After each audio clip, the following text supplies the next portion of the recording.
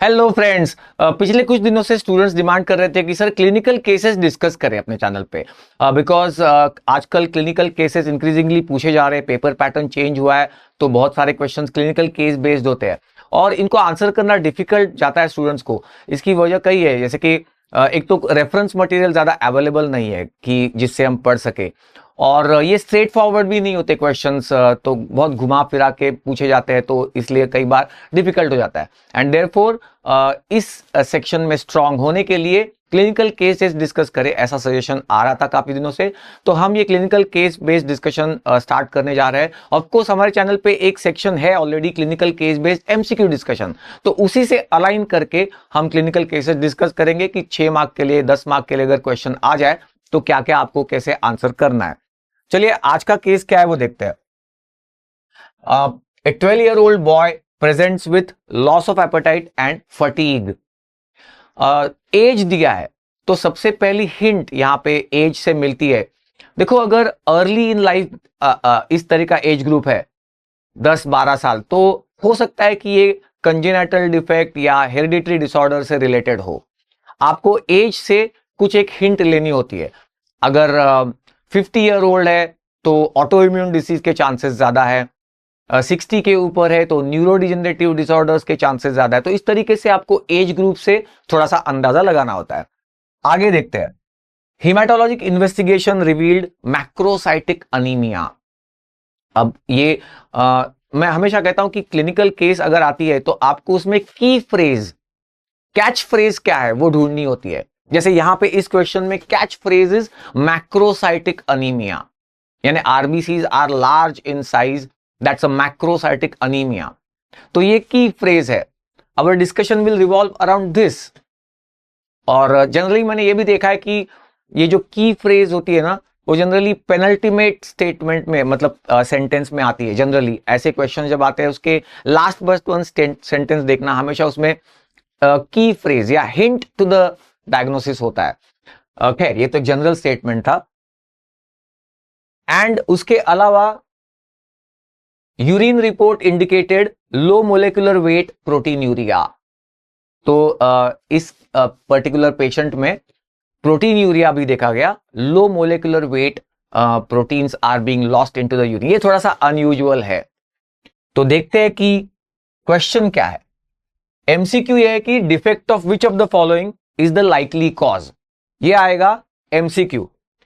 और अगर first prof के स्टूडेंट्स के लिए, मतलब केस में ये पूछ के, then they will ask what is the probable diagnosis, explain the pathophysiology and what would be the morphological features. तो 3 4 क्वेश्चन ऐसे पूछते हैं वो 10 मार्क्स के लिए।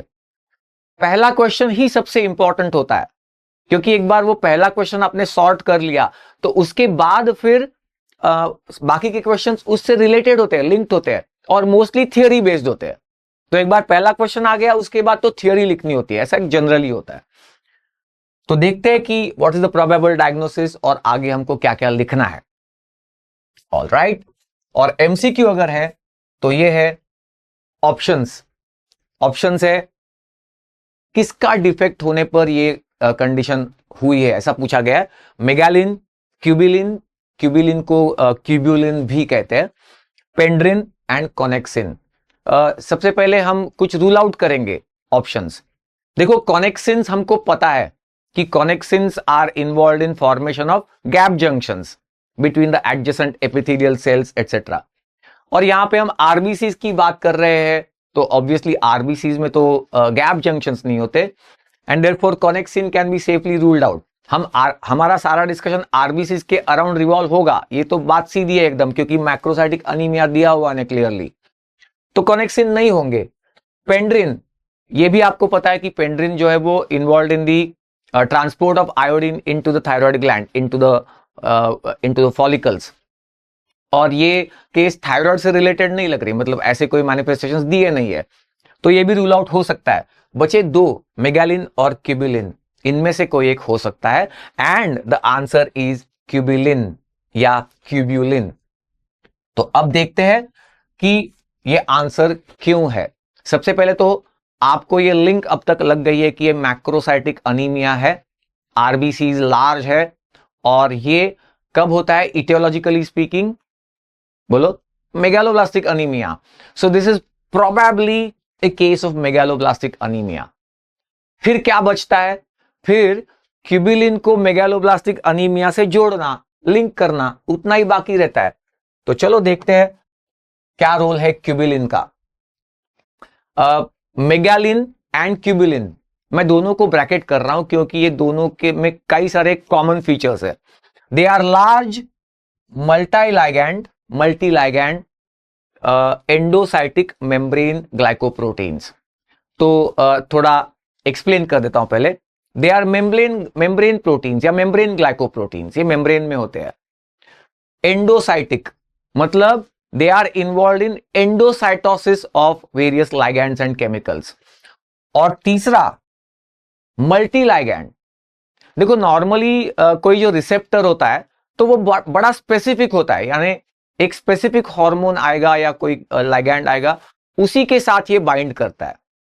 लेकिन ये जो है इनमें क्या स्पेशल है? दे आर मल्टी लाइगैंड, मतलब कई सारे अलग अलग तरीके के केमिकल्स, लाइगैंड्स, हार्मोन्स, ड्रग्स, इनको वो बाइंड कर सकते हैं और एंडोसाइटोसिस उनका कर सकते हैं. So that's a very special thing about these two, megalin and cubilin. आप इन दोनों को एक साथ याद रख सकते हो क्योंकि उनमें कई सारे कॉमन फीचर्स है. मेगालिन जो है वो एलडीएल रिसेप्टर फैमिली को बिलोंग करता है, LDR type 1, LDL receptor type 1.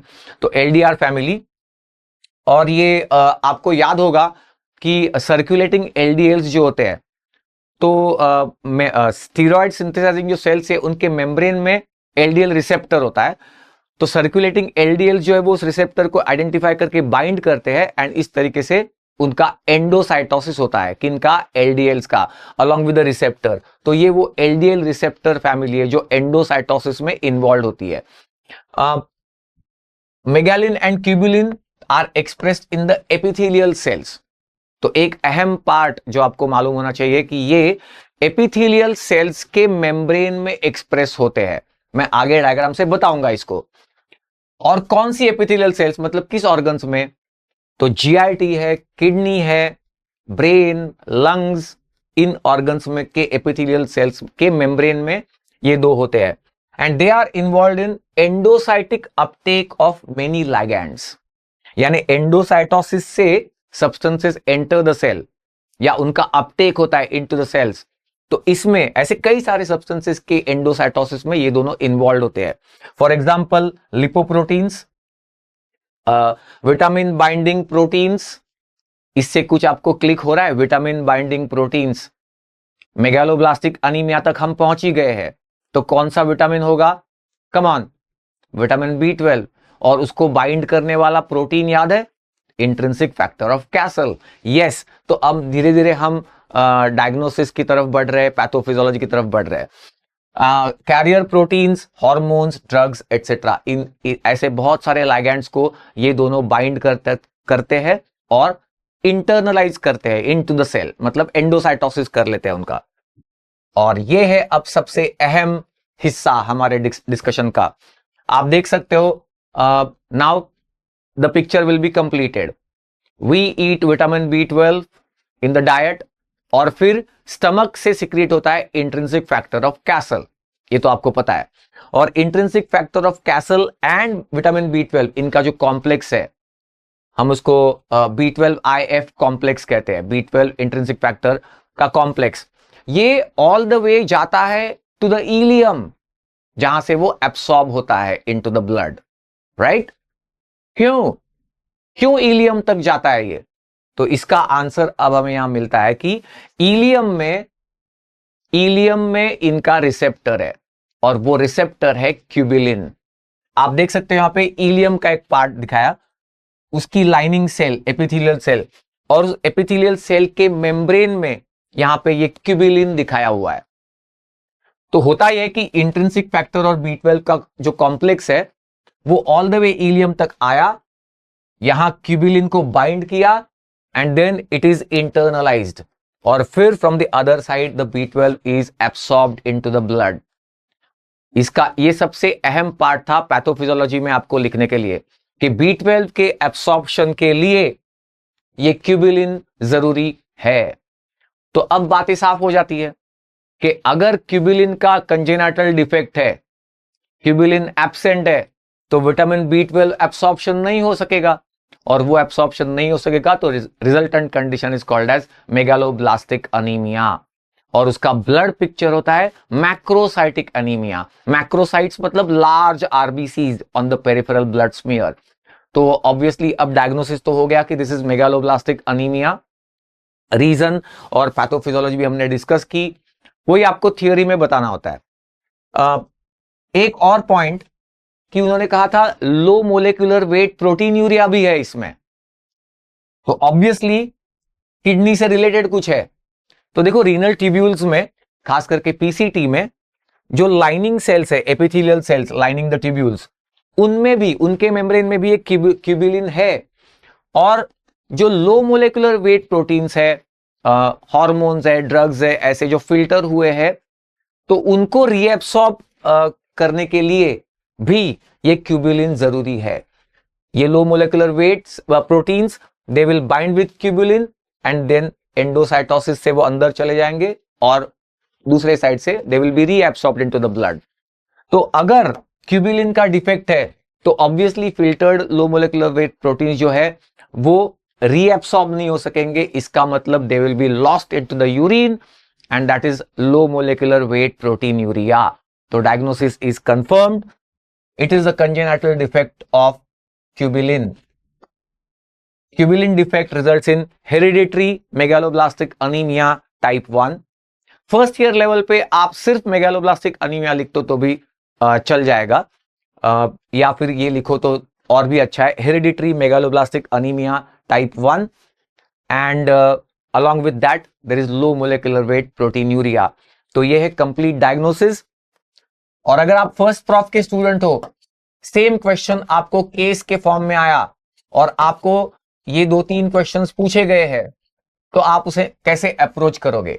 देखो एक बात तो है कि मैक्रोसाइटिक अनीमिया उन्होंने दे रखा था, और आपको फर्स्ट ईयर लेवल पे इतना तो पता है कि megaloblastic anaemia presents itself as macrocytes, large RBCs होती है। तो आपको वहां पे ये सब लिखना होगा। सबसे पहले what is the probable diagnosis, megaloblastic anaemia, ये हो गया कंफर्म। Explain the pathophysiology. अब तो थियरी आपको धड़ धड़ धड़ धड़ थियरी लिखनी है कि B12 कैसे एब्सॉर्ब होता है फ्रॉम द इलियम, और B12 कहाँ चाहिए होता है। आरबीसी के प्रिकर्सर्स में जो न्यूक्लियस है उसके मैच्योरेशन के लिए B12 चाहिए, तो B12 की डेफिशिएंसी में आरबीसी प्रिकर्सर्स न्यूक्लियस मैच्योरेशन नहीं होगा, इसलिए आरबीसी डिवीजन प्रॉपरली नहीं होगा, साइटोप्लाज्म एक्सपांड होगा and RBCs will become immature and large and that is the megaloblastic anemia। तो ये सब आपको लिखना होगा, थियरी पार्ट है। And what would be the morphological features, तो उसमें ऑलरेडी हमने देखा ही है कि भाई macrocytic anaemia, macrocytes large RBCs, और मैक्रोसाइट आप कैसे कहते हैं, mean corpuscular volume. Main finding in the laboratory will be MCV, mean corpuscular volume, जो नॉर्मली 78 to 94 क्यूबिक माइक्रोन होता है, वो अगर 100 के ऊपर है, 120 तक है, तो सर्टनली ये एक कंफर्मेटरी टेस्ट है फॉर द मेगालोब्लास्टिक अनीमिया। तो इस तरीके से आप इन क्वेश्चंस को अप्रोच कर सकते हो। एक बार आपको कंफर्म हो जाए तो सबसे पहले तो की फ्रेज ढूंढना है अपने को, उससे हमको पता चलेगा, it will be a pointer to the diagnosis. और एक बार डायग्नोसिस पता चला तो उसके बाद सब थियोरी लिखनी होती है, काम खत्म। तो देयरफॉर इस तरीके से आप हर एक क्लिनिकल केस को अप्रोच कर सकते हो। हम हमारे चैनल पे ये ऐसे क्लिनिकल केसेस रेगुलरली अब डिस्कस करने वाले हैं, so it will be a good idea to subscribe to the channel and hit the bell icon.